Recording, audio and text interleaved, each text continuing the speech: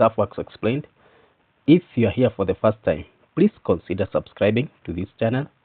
You can also watch other videos that we have done on different topics, and mostly what we are talking about today, the Uganda Sgr project and the 40% local content requirement. The Malaba-Kampala Standard Gauge Railway Sgr is being sold by Uganda's government as a transformational national building piece of infrastructure, an electrified 272 kilometers eastern corridor that will link the country to port of Mombasa. It will cut freight times and cost dramatically. It will also create thousands of jobs and, crucially, for policymakers, deliberately recycle a large share of contract value back into Uganda farms and workers. This video tells the project story. We identify the project formally promises. We identify what the project formally promises, what has actually happened to date, how the chosen contracting and financing model work for and as well as against Uganda, and whether the local content promise is likely to deliver the industrial legacy the government intends. Let's start with by looking at the scope, contract, budget, as well as the timetable for this project. The Malaba-Kampala line, variously described in official materials as 272 kilometers rail, is the eastern phase of a planned 1,724 kilometers national SGR network. In October 2024, the government of Uganda signed an EPC/T, which is engineering, procure, construct, turnkey contract, which is worth 2.7 billion euros. And this was with Turkey's Yapi Mackenzie. And this is the same firm that is constructing the Tanzania railway, especially phase 1 and phase 2, as well as phase 3. And ceremonial launch followed in November 2024. The contract documents and contractor web pages state a principal construction window of 48 months, plus short period in between, putting advertised completion roughly 4 years after contract signature if works proceed on schedules. Let's look at the financing architecture and its trade-offs. Uganda government has framed the deal as needing relatively small public counterpart funding and a large external finance. Public statements indicate the state will meet a minority share, while roughly 85% of the works package is expected to be financed by loans and export credit agencies, a pattern confirmed by reporting that Kampala is actively negotiating with DFIs and export credit agencies to underwrite most of the cost. That structure gets project built quickly and brings global lenders and execution experience to the table, but it creates a clear long-term debt service obligation for Uganda. The country's December 2024 debt sustainability analysis already flagged a moderate risk of debt stress and a high debt service burden relative to revenues. So any large foreign funded mega project must be assessed against that fiscal backdrop. In short, export credit plus EPC-T brings speed and turnkey responsibility. It also concentrates repayment risk on sovereign and reduces the buyer's leverage over some procurement choices. So, why the government build local content into the contract and what it requires?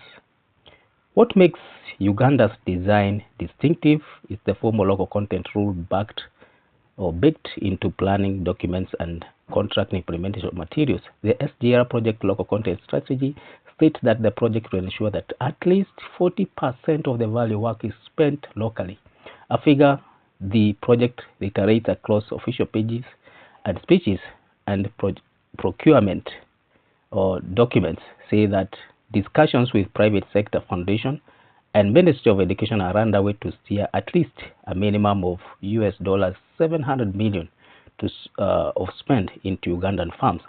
The local content ratio is explicitly described as roughly 9 Ugandans to every 1 foreign worker, or input in the program's procurement program or planning. This is not merely a rhetorical target. Project web pages and contract envelopes make the 40% objective an integral part of procurement and supplier development planning. and the SGR team has signed an MOU with Uganda National Bureau of Standards (UNBS) to certify locally produced materials to specification required for heavy rail. This is a meaningful policy departure compared with many large African infrastructure programs where local content was an inspiration rather than a contractual obligation. Local content implementation to date in terms of factory standards and initial procurement wins. So let's look at that.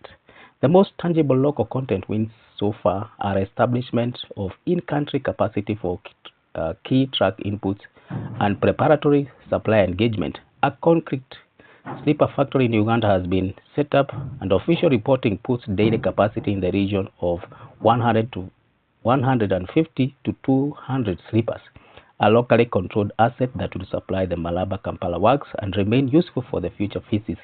Government sources and project updates show active engagement with cement and steel producers to meet low alkali and low sulfate rail grade specification, and Uganda National Bureau of Standards has been looped in to test and certify materials. Preliminary procurement dialogues with Uganda civil subcontractor and skills transfer plans with PSFU and the Education Ministry are underway. Those country action, factory capacity, standards MOU, supplier dialogues, these are the foundations of Uganda claim that 40% target can be met. And they matter because real factory capacity, not just procurement promises, is the difference between token local hiring and durable industry upgrading. So what's the progress on the ground and the gap between launch and full mobilization of this project? There are three different stats to keep in mind when you're talking about this project. One, there is contract signature, which was done in October 2024. There was a ceremonial launch, which was done in November 2024, and the physical construction, which is yet to be started. After the contract was signed and the launch held, the contractor carried out design, site surveys, as well as preliminary work. Public reporting in 2025 indicates the project has mobilized some equipment and is also completing surveys and has received first government funding tranche, which is roughly $75 million. This was released in mid-2025 to enable preliminary mobilization and site preparation. Right-of-way acquisition and compensation have been the other major implementation front. Recent reporting to mid-2025 puts right-of-the-way clearance in the neighborhood of slightly over half the corridor. Figures reported vary by outlet. About 55 to 60% acquired in August 2025, with the government also making compensation payments to affected persons. On schedule, Yapi Mackenzie, who is the constructor, and officials have talked about an actual intensive construction starting in 2026, even though the formal construction clock runs from late 2024. The gap between ceremonial launch and full civil works is not unusual for mega projects, but it is important for local suppliers who need time to scale capacity, and for lenders who disbursement profiles depend on verified work progress. What does this SGR promise to deliver? The headline benefits and also how realistic these benefits are. Government projections are bold and quantitative. Official pages and government releases present SGR as cutting the Mombasa-Kampala transit time from several days or even weeks when delays are severe to roughly 24 hours, which is a significant reduction. Halving container transport cost. Official figures typically compare roughly $3,200 to $3,500 by road, and this will be brought down to $1,500 and $1,700 by rail, and that is a significant reduction. And this will create an estimated 150,000 direct jobs as well as indirect jobs during construction and supply phases. If realized, these outcomes would materially lower logistical costs for Uganda importers and exporters. It will also stimulate manufacturing competitiveness and reduce road congestion. However, The realization of these benefits depends on three preconditions. One, the line linking seamlessly with Kenya SGR and Port's operations, and given that Kenya side is not electrified and Uganda is building an electrified rail, so this might pose a challenge. Freight upticks sufficient to cover operating costs and debt service, and efficient custom logistics processes at origin and also at destination. Past SGR experiences in the region show that fast, cheap transit on paper does not instantly translate into sustained cargo volumes. The feeder systems, tariffs, and cross-border operations all have to be aligned. So the benefits are plausible, but conditional, not automatic. Let's now look at the local content promise. What are the merits? What are the fragile assumptions and the risk of hollowing out the target? There are three good reasons the local 40% content is attractive. One, it forces money to circulate inside Uganda rather than leak offshore, creating demand that can justify new factories and skill programs. Two, it formalizes procurement as an industrial policy lever rather than an afterthought. And three, by tying standards, UNBS in this case, and training programs to project, it raises the odds that upgrading will stick after the railway is built. But there are clear and material caveats.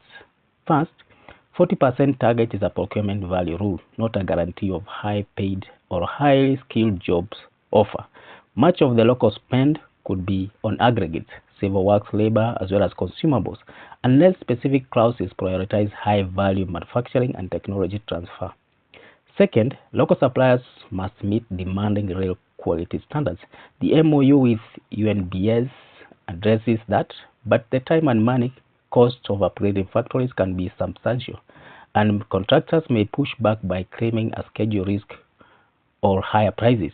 Third, a binding local content quota can be subverted by creative invoicing or by awarding nominal subcontracts to local firms that then re-import much of the content. Effective monitoring, transparent reporting, and penalties for non-compliance are essential to prevent this. In short, local content as a policy is a powerful tool, but its success depends on hard implementation rules, patient supplier financing, as well as transparent audits, not just simple targets percentages. Let's now compare in terms of this, what you're talking about, local content or national content. Let's have a comparison with Kenya and Uganda, the numbers, outcomes, and lessons, especially when you're looking at the SGRs. Kenya's Mombasa Nairobi SGR is the most relevant comparator because it is operational as well as extensive, documented. Contractor and project reports claim very large employment and supply engagement numbers. Company disclosures and associated reports cite 10,000 of jobs of locals being employed. Figures are ranging between 40,000 and 74,000. And these are reported differently in statement depending on whether casual laborers or indirect jobs are included. And more than 1,000 local suppliers were reportedly engaged in phase 1. But at the same time, much of the high-value plant, rolling stock, signal, and track hardware were imported under the Chinese contractor supply chain.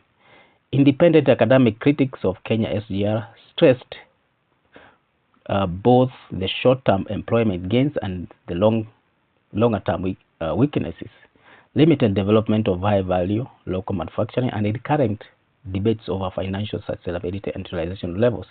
Tanzania's SGR section similarly shows strong local hiring of civil works.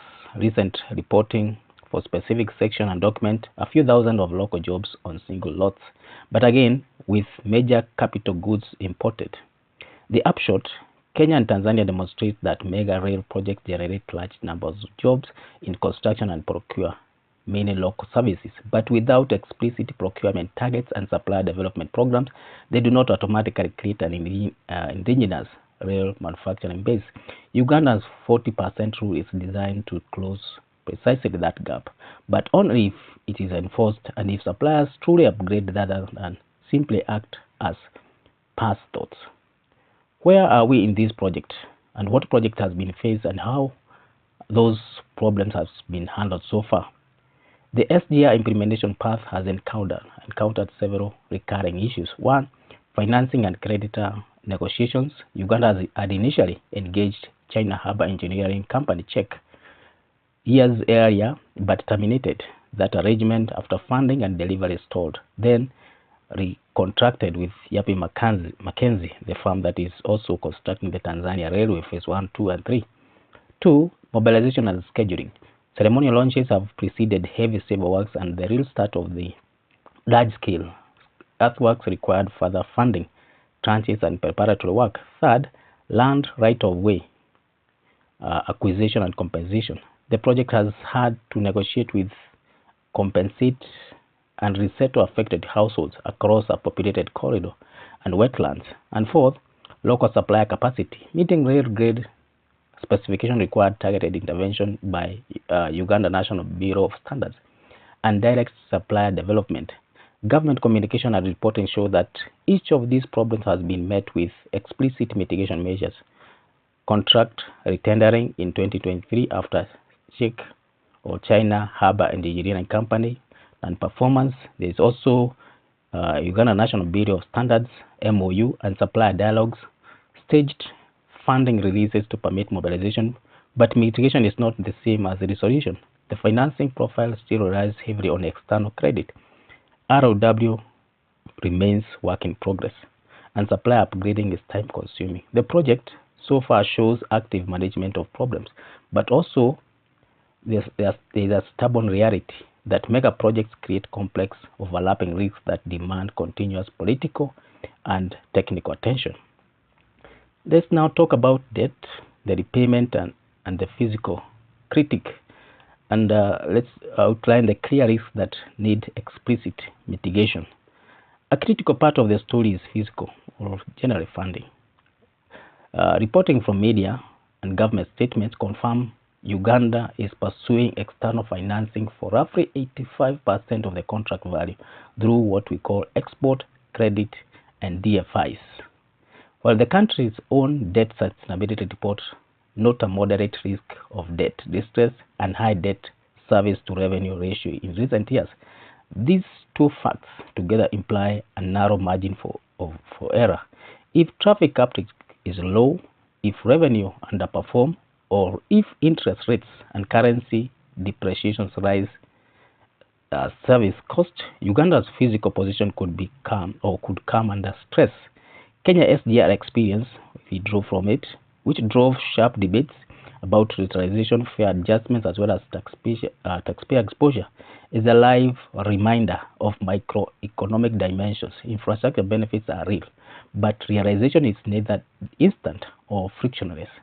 And foreign currency borrowing for fixed asset projects requires conservative stress testing as well as contingency financing plans. Uganda's authority will need transparent cash flow modeling, credible traffic forecasts that account for regional logistics friction, and explicit contingency arrangements with lenders to avoid rollovers that escalate public facility. Now, the practical obstacle for reaching 40% local content and how this can be addressed. Meeting 40% local content requires three simultaneous things to be true. 1, competitive local suppliers exist. 2, the contractor is contractually obliged and monitored to buy local. And 3, the quality and delivery timelines of the local inputs match real expectations or specification. Uganda's authority have initiated all three measures, but log jams can raise at any point. For example, a local cement plant may be encouraged to make rail grade cement, but needs access to working capital to retool and to a credible forward purchase commitment, ideally through advance payment or supplier credit, and this justified investment. Local steel mills may supply an enforcing bar, but high precision rail fittings, signaling cabinets, and tractions equipment are usually imported. To make the 40% rule real, the government should write a clear, verifiable metrics into contracts, and these are value of spending reporting. third-party audits. It also need to provide supplier finance windows, loan guarantees, or soft credit that de-risk plant upgrades and protect against circumvention by requiring traceable bills of materials and penalties for pass-through procurement. Uganda has begun the standards and supplier dialogue work. The next stage must be technical assistance, timely payments, as well as independent verification. Now let's have a frank comparison of outcomes. What Uganda can reasonably expect versus the optimistic sales pitch. If you read the government materials closely, the promises are plausible. Having container costs and moving containers in 24 hours are technically achievable if the rail is electrified, runs on schedule, as well as connects smoothly on the port logistic chain.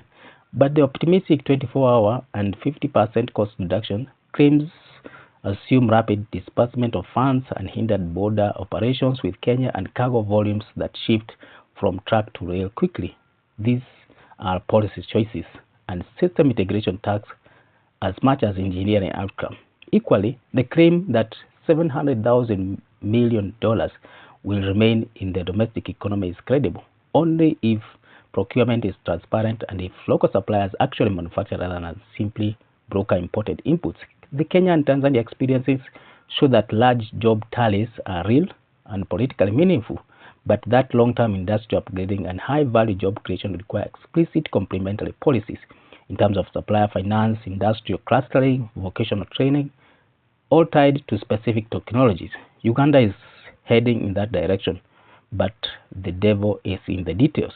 Will the government procurement audits, payment discipline, and enforceable materials over the life of the project contract? What are the recommendations in terms of policy that would materially increase the chances of this success, the 40% local content?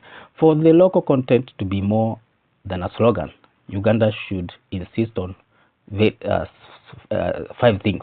1, transparent periodic publication of local spend reports audited by credible third party so that the public can track whether the 40% is being met in money flow terms.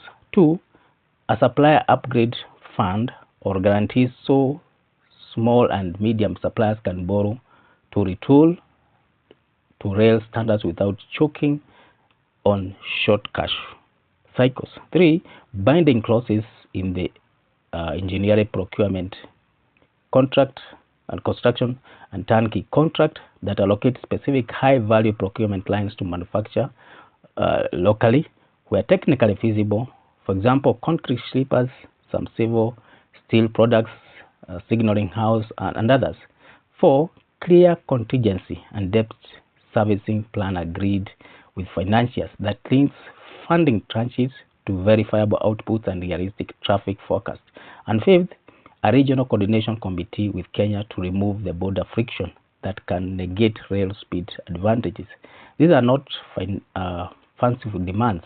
They are the hard tools that convert headline percentages into industrial capability.